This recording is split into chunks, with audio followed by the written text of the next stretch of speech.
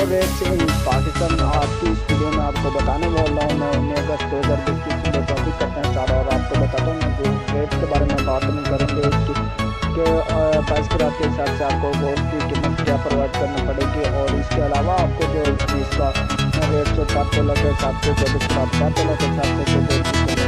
वो आपको सबसे तो आज की वीडियो को कंप्लीट करने तक वापस करें तो आपको बता देते हैं।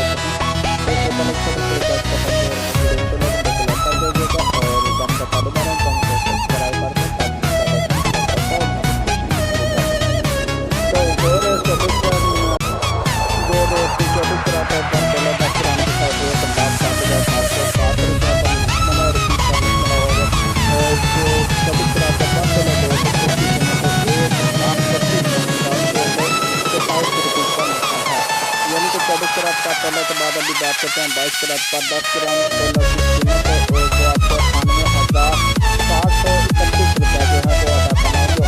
आपको 1,15,198 रुपये जो है वो पे करना है आज की इस वीडियो में। ठीक है,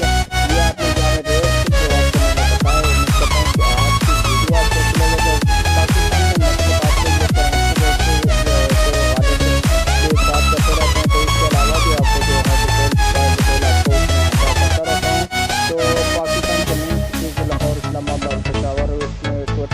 भी आपको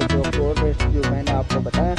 ये आपको पे करना होगा। तो ये थे आज की वीडियो, नेक्स्ट वीडियो में मिलता है, तब तक के लिए मुझे ज़्यादा करने के लिए याद